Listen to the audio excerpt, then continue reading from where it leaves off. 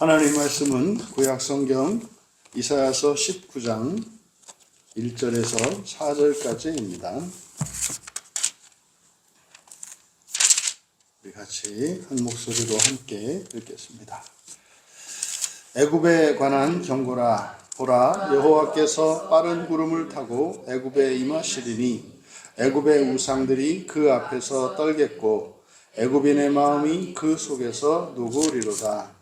내가 애굽인을 격동하여 애굽인을 치리니 그들이 각기 형제를 치며 각기 이웃을 칠 것이요 성읍이 성읍을 치며 나라가 나라를 칠 것이며 애굽인의 정신이 그 속에서 쇠약할 것이요 그의 계획을 내가 깨뜨리리니 그들이 우상과 마술사와 신접한 자와 요술객에게 물으리로다.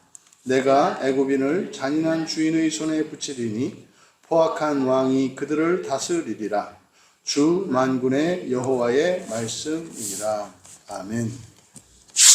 애굽에 대한 신탁 계시라는 제목으로 말씀의 은혜를 나누고자 합니다. 애굽에 관한 경고라. 마사, 이 마사는 일반 계시를 나타냅니다. 그래서 계시라고 했고, 이제 맨 끝에 4절에 보시면 주 만군의 여호와의 말씀이라고 되어 있는데, 여기 이제 네움, 신탁입니다. 그러니까 직접 하신 말씀이에요. 신탁이라고 하는 것은 여호와께서 직접 알아들을 수 있도록 말씀하신 것을 말하고, 그리고 이제 마사라고 하는 것은 이방인에 관한 이스라엘의 선지자들을 통한 계시이거나 또 이스라엘에 대한 이방인 선지자들을 통한 계시일 때 이제 마사라는 말을 씁니다. 이거는 이제 이스라엘 선지자 이사야를 통해서 애굽에 대하여 직접 신탁, 직접 말씀하신 신탁의 내용을 기록하고 있습니다. 이제 오늘 본문은 바로 이제 애굽에 관한 계시인데, 애굽이라고 하는 것은 뭡니까? 이제 대표적인 이스라엘이 의지했던 강대국입니다. 그래서 사람이 의지할 만한 것, 그리고 이 세상의 강력한 이제 권력, 힘, 이것을 상징하는 것이 애굽이고 사실 이제 아수르입니다. 사실상 이 애굽은 이제 역사적으로는 그 애굽을 나타내겠습니다만, 오늘을 살아가는 우리들, 이 세상을 살아가는 사람들에게 누구에게나 자신의 애굽이 하나씩 자리 잡고 있습니다. 이스라엘에게 애굽은 아브라함 때부터 끊임없이 약속의 땅인 가나안으로의 여정을 시작한 아브라함이 이렇게 틈만 나면 이제 가고 의지하는 것이 애굽입니다. 그러니까 이것은 우리가 하나님 나라를 향해 살아가는 그리스도인들이 중간중간 그 거룩한 여정에서 이탈하여 하나님이 아닌 다른 것에 의지하는 우리의 마음 쏠림 또는 우리의 삶의 치우침, 그 대상이 되는 그것이 이제 애굽입니다. 이것이 뭐 돈이 되었던 인맥이 되었던 또 자기가 가지고 있는 어떤 인간적인 뭐 재능이나 이런 것이 되었던 다 있죠. 그런데 오늘 선지자는 우리들이 의지할 만하다고 여기고 있는, 그래서 뭐 틈만 나면 하나님을 떠나서 이제 찾아가게 되는 그 애굽, 이 세상의 힘, 능력, 이런 것이 사실상 영적인 실체에 의한 것이며, 그것 자체가 사실은 하나님 앞에서는 아주 무기력하고 의미 없는 것들인 것을 보여줍니다. 그래서 이렇게 헛된 것을 의지할 때 이제 하나님께서 그들을 어떻게 깨우치시고 돌이키시는가를 보여주고 있습니다. 그래서 이것은 하나님의 심판이 어떠한 방식으로 임하는지 우리에게 가르쳐주고, 또 우리로 하여금 전적으로 우리가 의지해야 할 분이 오직 한 분, 하나님이신 것을 이제 가르쳐 줍니다. 먼저 1절을 보시면 보라, 여호와께서 빠른 구름을 타고 애굽에 임하신다. 여기서 이제 이건 이제 은유적으로 나타내는 거죠. 그러니까 뭐 이렇게 한다 그래서 뭐 손오공이 구름을 타고 오는 것처럼 이렇게 상상의 나래를 펼치시면 안 되고, 그러니까 여기서 이제 빠른 구름 할 때 이 구름이 아부인데, 이 아부는 빽빽한 구름, 사무엘하 22장 12절에서는 빽빽한 구름으로 번역을 하고 있는데 이 구름은 먹구름을 의미합니다. 그래서 비를 머금은 구름이에요. 그런데 빠른 구름 그랬으니까 강풍과 함께 먹구름이 재빨리 몰려오는 모습이에요. 그것을 마치 하나님께서 이제 심판하기 위해 애굽으로 들어오시는 것으로 이제 묘사하고 있는 겁니다. 그러니까 사실 이거는 그냥 은유적인 표현일 뿐만 아니라 하나님의 심판이 바로 자연으로 심판하신다는 것을 우리에게 가르쳐줘요.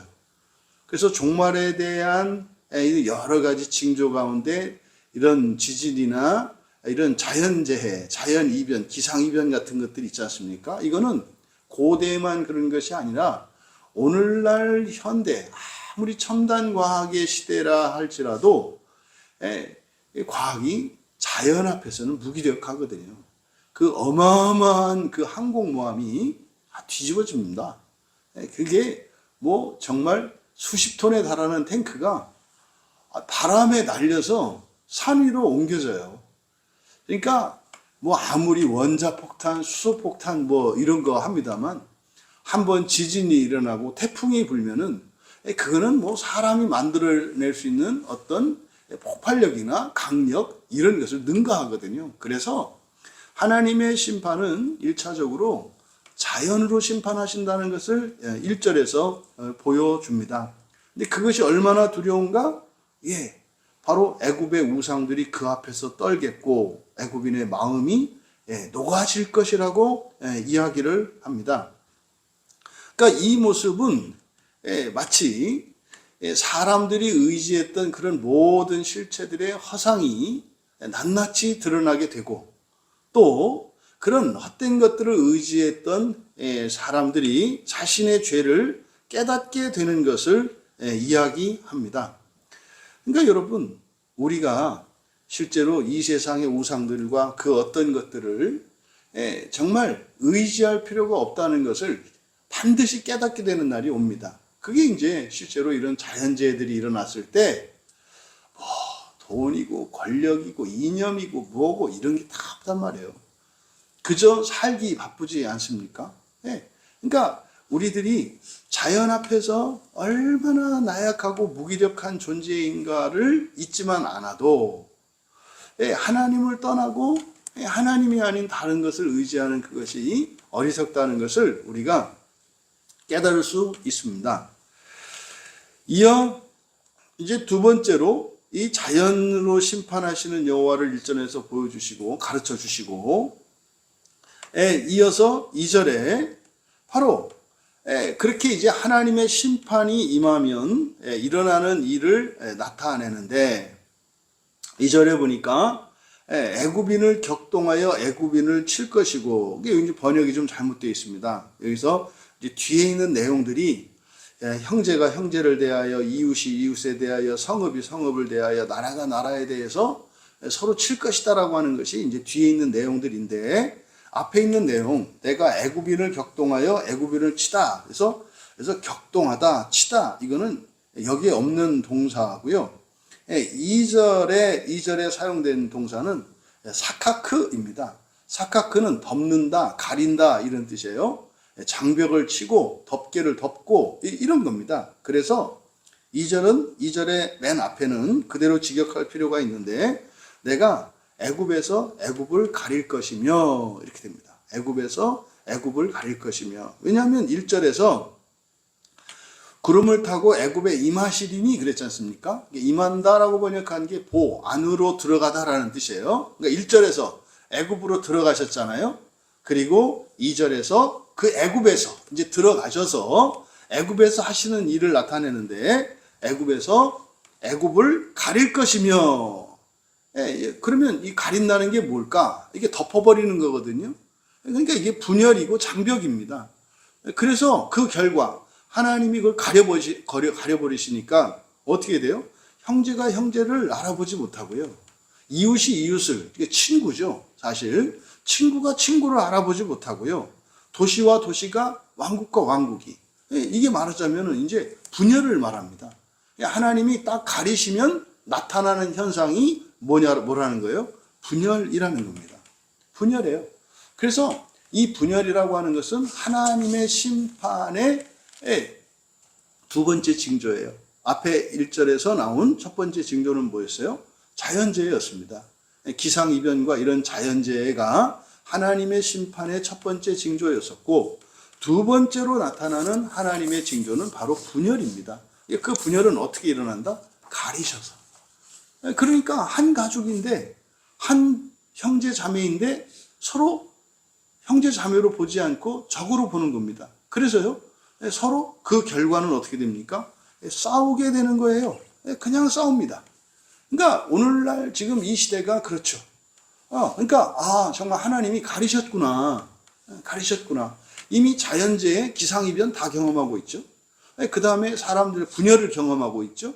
근데 지금 애굽에 임한, 그러니까 애굽이 뭐라 그랬습니까? 강한 나라, 강한 힘이에요. 우리나라가 지금 애굽이거든요. 세계 10대 강대국 안에 들어가 있고, 군사력은 5위라나 6위라나 애굽이 됐죠. 그러니까 그런 나라에, 그러니까 하나님께서 은혜를 주시고, 힘을 주시고, 권세를 더하여 주셨는데, 그것이 사명을 다하지 않으면 하나님께서 이제 심판을 하시는데, 그때 일어나는 두 가지 징조가 이미 우리나라에도 일어나고 있는 것을 보게 돼요. 그리고 이어서 세 번째로 그 심판의 징조들, 심판이 임한 것을 이제 어떻게 알 수 있는가? 그래서 이제 3절과 4절에서 그 결과는 영적인 심판이 임합니다. 영적인 심판이 임하는데, 그러면 영적인 혼탁과 광기가 일어나요. 그래서 먼저 정말 이게 충격적이고도 무서운 말씀이 3절입니다. 우리말 성경을 봐서는 안 나타나죠. 애굽의 정신이 그 속에서 쇠약할 것이요. 이게 아니라 지금 이거는 굉장히 영적인 진리를 담고 있어요. 정신이라고 번역한 것은 루아흐예요. 영입니다. 영. 그러니까 이거는 완전히 번역을 잘못한 거죠. 루아흐는 영입니다. 영. 그래서 그대로 직역하면 애굽의 영입니다. 애굽의 영이 쇠약하다라고 되어 있는데, 쇠약한 게 아니고요. 박하크는 비우다라는 뜻이에요. 비우다. 근데 니팔형 수동형이니까 애굽의 영이 비워질 것이다. 여러분, 이제 우리 개혁주의 진영에서는 일반적으로 이제 개혁주의에 있는 많은 분들이 이 영적인 부분에 좀 취약합니다. 영적인 지식들이. 그래서 복음주의 신학을 이제 공부하고 복음주의 신학을 가지고 있는 분들은 이제 영에 대한 지식이 개혁주의, 오늘날 개혁주의예요. 오늘날 개혁주의에 있는 사람들에 비해서 보다 더 깊고 풍성한 이해를 가지고 있어요. 우리는 그래서 천사론에 대해서 이야기를 했었기 때문에, 근데 그 천사론 자체가 사실은 개혁주의 천사론이거든요. 근데 이제 오늘날 개혁주의라고 하는 분들은 사실상 굉장히 무지하죠. 영적인 지식에 대해서. 그러니까 이제 그 영적인 지식을 보게 되면은 만물 안에서 역사하는 이런 힘들, 우리가 흔히 생명력이라고 하는 이 힘들이 영적 실체들의 작용이라는 것을 가르쳐 주거든요. 근데 이거는 생명의 뿐만 아니라 지역에도 있어요. 영역에도 있고요. 그래서 영역 주권이라고 이야기할 때 우리들이 거기서 그 주권을 잡아야 된다라고 하는 것이 아니라 영적인 변화가 우선이에요. 영적인 변화가. 그리고 그 장소에 대한 영적인 주권도 있어요. 그걸 우리는 우리나라 토속신앙에서는 터주신이라고 하잖아요. 근데 그 터주신이라는 개념이 성경적 개념이에요. 지금 여기에서도 3절에서, 그러니까 이게 이제 우리나라 이제 사람들이 번역을 할 때 이게 이제 이거 잘못하면은 뭐 오해받을 것 같으니까, 이게 애굽의 영이라고 하는 게 애굽 터주신이에요. 그러니까 이거 천사를 가리키는 거죠. 그래서 나라마다, 지방마다, 지역마다, 가정마다 그 지키는 영들이 있어요. 사명을 갖고 있는 영이 있다. 개인마다도, 우리가 흔히 수호천사라고 하는 개인에게도 그런 영들이 있단 말이에요. 그러니까 지금 3절은 바로 이제 이 3절과 4절에 있는 이것은 이제 영적인 실체와 우리의 현실에 일어나는 이것이 무엇인지를 가르쳐 주는 아주 깊은 영적인 그 진리를 가르쳐 주고 있는데, 그래서 세 번째로 임하는 하나님의 심판의 중요한 게 뭡니까? 애굽의 영이 비워질 것이요. 그러니까요, 애굽의 영을 거두신다는 뜻이에요. 애굽의 영을. 이때 영은 성령을 거두시는 게 아니라 영을 거두는 겁니다. 그러니까 그 나라마다, 그 가정마다, 가문마다 영이 있어요. 어떤 영? 지켜주는 사명을 갖고 있는 영이 있다고요. 하나님이 보내신 영이. 그런데 이제 부패하고 타락하고 우상숭배에 빠지게 되면은 사실은 그 일이 왜 일어나는가를 보여줘요.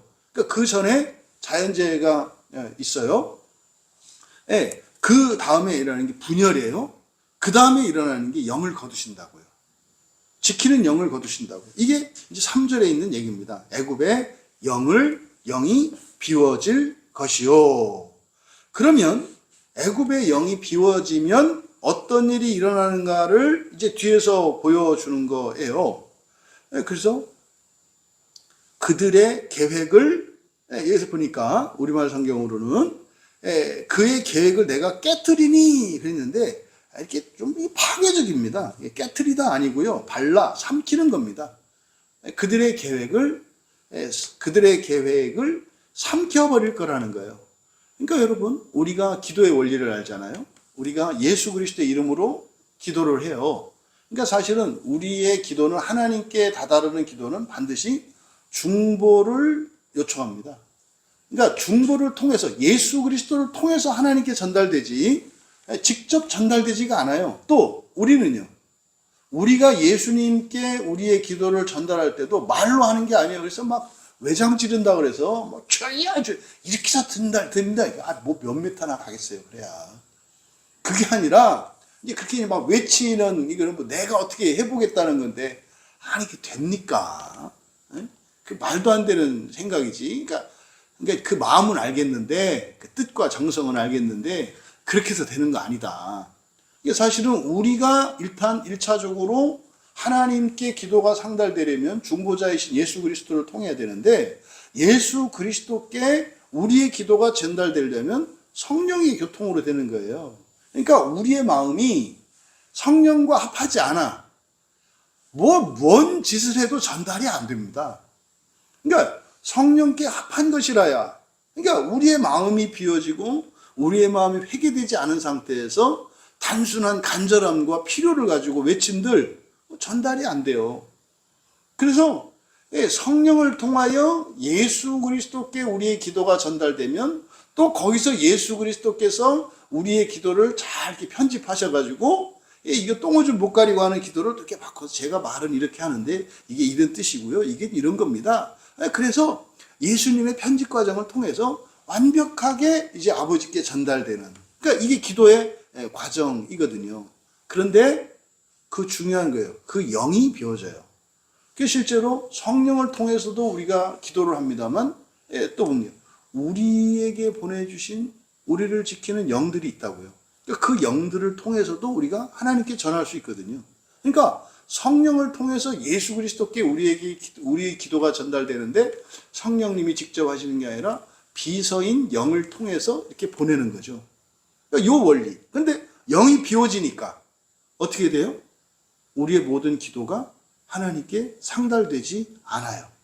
이거를 지금 바로 3절에서 그들의 계획을 삼켜버릴 것이다, 이렇게 말씀을 하는 겁니다.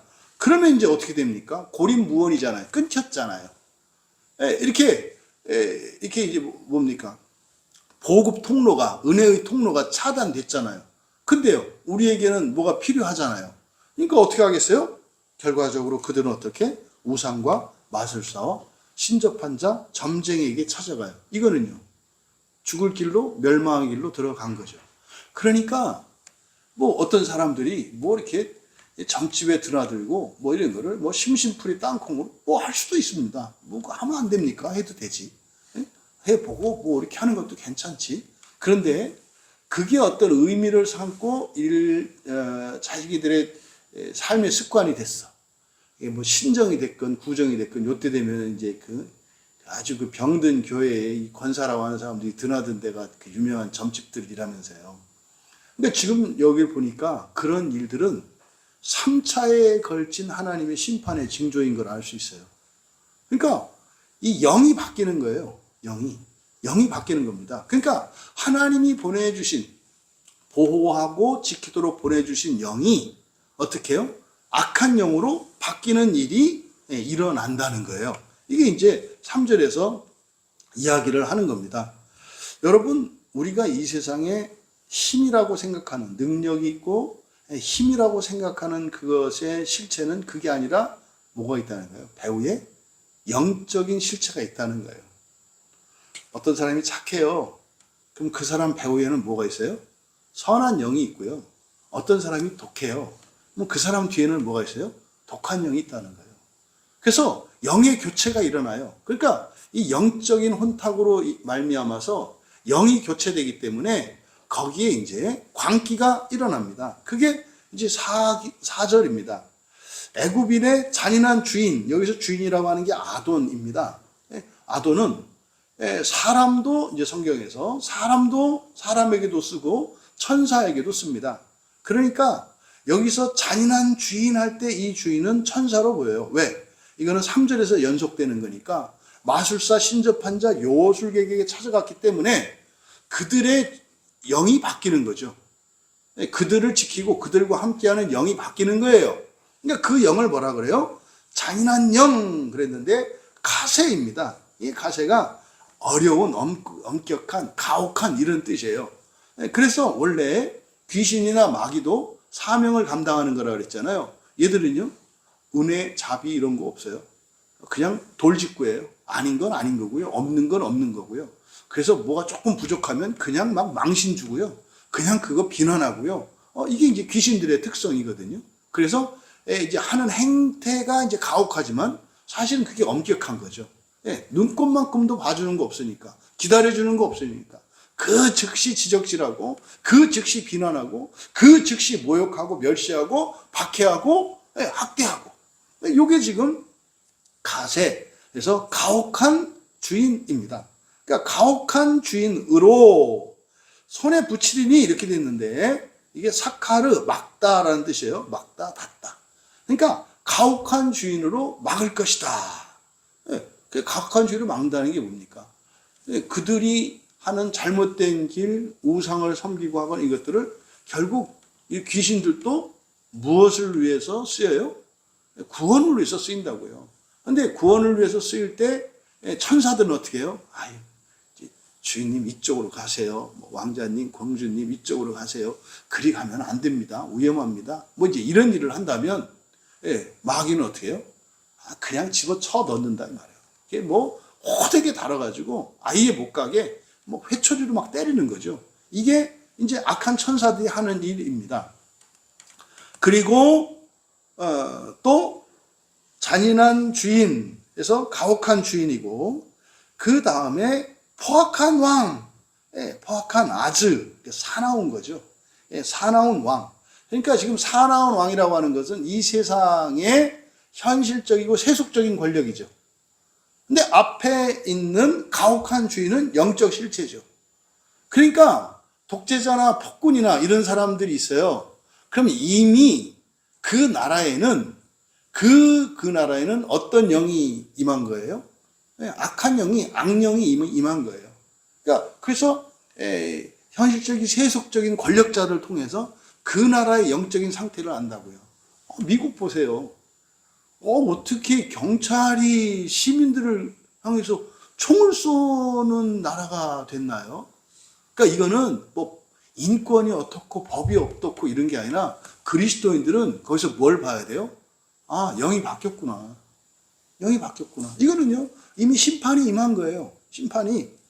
바로 이 4절이 영이 바뀌었을 때 하나님이 그들을 지키도록 보내신 그 영들을 이제 하나님이 비우셨을 때 은혜를 거두시는 거죠. 그랬을 때 영의 교체가 일어나고 영의 교체가 일어나게 되면 세속의 권력이 포악해진다는 것을 알게 돼요. 그러니까 여러분, 이거는 사실 이 세상 일이라는 게 그냥 사람 일이고 뭐 오늘날 우리들이 살고 있는 세상이 뭐 이렇게 민주주의고 이런 게 아니라 사실은 뭡니까? 실체는 영이라는 거예요. 영의 문제라는 거예요. 영의 문제. 그러면요, 우리가 애굽을, 그러니까 이스라엘이 애굽을 의지할 때 의지하는 게 뭡니까? 애굽의 부와 군사력과 뭐 이런 거 아니겠습니까? 근데 이게 잘못됐다는 거예요. 지금 이걸 깨우쳐 주는 거죠, 이스라엘에게. 그래서 애굽에 대한 심판과 뭐 결국은 애굽의 구원에 대한 얘기거든요. 그걸 통해서 애굽도 뭐가 필요하다? 구원이 필요하다는 거예요. 천사들도 뭐가 필요하다? 구원이 필요하다는 거예요. 그러니까 어느 누구도 이 세상에 구원이 필요하지 않은 자가 없다. 그런데 무슨 누가 누구한테 의지하고 누가 누구를 지켜주고 인도하고 책임지느냐? 말도 안 되는 거다. 이것을 가르쳐 주는 겁니다. 그래서 결국 여호와 하나님을 왕으로 주인으로 섬기지 않고 떠나갔던 그들에게 일어나는 일은 결국 그러면 너희들이 선택한 게 무엇인지를 보여줘요. 이게 이제 이스라엘이 왕을 선택하는 과정 아닙니까? 하나님 대신 사람 왕을 요구했을 때 너희들이 그 득보는 거 하나도 없다. 오히려 손해볼 거다. 그래도 괜찮겠니? 원하면 내가 해주는데 너희들이 생각하는 만큼 그렇게 다른 것을 의지했을 때 너희들한테 도움이 되지 않아. 그리고 실제로 그런 힘이 없어. 이거를 보여주시잖아요. 여러분, 결국 하나님을 떠나는 일은요, 영적인 실체인 마귀와 마귀의 영을 섬기는 겁니다. 그러니까 하나님의 영은 우리를 섬기지만 마귀의 영은 자신들을 섬기게 하거든요. 이게 이제 우상의 실상이죠. 이게 세상의 힘의 실체란 말이에요. 그러니까 그 어떤 것으로도 힘으로 여러분들을 겁박한다 할지라도 그것에 위축될 필요가 없는 것은 여러분들의 왕은 하나님이시기 때문이에요. 하나님이시기 때문에 현실적으로 보면은 보세요. 악한 영의 지배를 받고 있는 골리앗과 하나님의 영의 이끌림을 받고 있는 다윗의 싸움에서 누가 이기는가 보시라고. 다윗이 이기잖아요. 여러분, 폭군이 순교자를 죽였어요. 순교자들이 생겨났어요. 누가 이긴 겁니까? 여러분, 세상에서 오래 살고 세상에서 경쟁해서 이기는 게 이기는 걸까요? 그렇지 않다니까요. 지금 애굽에 관한 이런 계시적 신탁을 보여주시는 건 바로 그거를 가르쳐 주는 겁니다. 눈에 보이는 게 승리가 아니에요. 살아남았다고 산 게 아니에요. 병에서 고침을 받았다고 고친 게 아니에요. 위기에서 벗어났다고 구원받은 게 아니에요. 죽은 것이 산 것보다 더 산 것일 수 있고 살아있는 것이 죽은 것보다 더 죽은 것일 수 있다는 사실을 잊지 말아야 합니다. 여러분, 오직 여호와 하나님만이 우리의 구원이십니다. 그러니까 오늘 이사야는 우리에게 묻는 거예요. 너는 이 말을 듣고도 애굽을 의지하겠느냐? 지금껏 네가 의지했던 그 애굽을 계속 붙들고 있을 거냐? 근데 그 끝은 이렇게 정해져 있다. 그게 아무리 뭐가 좀 있어 보이고 그 화려한 겉모습에 감추어진 그 하나님 앞에서 벌벌벌 떨고 있는 이 우상. 그래서 우리에게 하나님이 우리에게 주신 그 영들을 거두셨을 때 우리의 인생에 일어날 비참하고 끔찍한 그런 삶의 운명처럼 드리워져 있다는 거예요. 가지 말라는 거죠. 여러분, 이 세상에 보이는 모든 힘의 실체는 영입니다. 영적인 실체가 실상이고요. 사람이나 뭐 돈이나 이런 것들은 그냥 허상에 불과한 겁니다. 그래서 여러분, 우리가 살 길은 또 우리가 선택해야 되는 길은 오직 하나님 한 분만을 의지하는 거예요. 돈도 권력도 명예도 실력도 그 무엇이 아니라 정말 오직 하나님을 의지하고 하나님께 붙들고 하나님께로 돌아가는 것입니다. 우리의 모든 애굽을 버리고 그렇게 하나님께로 돌아갈 수 있는 우리 모두가 되기를 원합니다. 안 가니까 직접 오셨잖아요. 직접 오셨잖아요. 사람으로. 그래서 이름도 가르쳐 주셨잖아요. 이름도 다 까먹고 자꾸 다른 데 찾아가고 그러니까 직접 오셔서 이름도 가르쳐 주시고 또 직접 말씀도 해 주시고 또 제자들을 통해서 그것이 그대로 전해질 수 있도록 또 성경으로 기록하여 남기게 하셨잖아요. 세상에 정말 헛되고 아무것도 아닌 하지만 이렇게 가혹하고 잔인한 그런 영역에 매이지 마시고 사랑하시고 인자하시고 우리를 자녀 삼아주시고 끝까지 믿어주시고 그냥 무한대로 사랑하시는 그 하나님께로 우리가 돌아갈 수 있기를 바랍니다. 정말 우리가 예수 그리스도께 전적으로 의지할 때 그리스도께서는 그 하늘에 참된 그런 평화와 그리고 진정한 승리를 우리에게 안겨주시고 우리에게 가려진 모든 장벽들을 허무시고 정말 하나님과 막힘이 없는 교통과 친밀한 교제를 나눈 그 일이 사람들과 또 이 시대 속에서도 누리게 될 줄 믿습니다. 정말 우리가 그 하나님 앞에 있는 오직 하나님께만 구원이 있고 참된 평강이 있음을 다시 한번 기억하시고 헛된 애굽을 파악하시고 그것을 떠날 수 있는 우리 모두 되시기를 주님의 이름으로 축원합니다. 기도하겠습니다.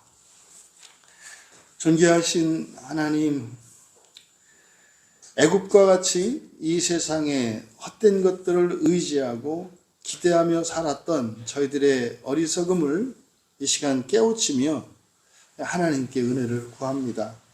오직 참 하나님만을 의지하고 바라보게 하여 주시고 저희들에게 그리스도를 통하여 주신 부활의 영광이 모든 영들을 능가하는 것이며 오히려 그들을 다스릴 수 있는 권세가 함께 주어진 것임을 믿으며 감사합니다.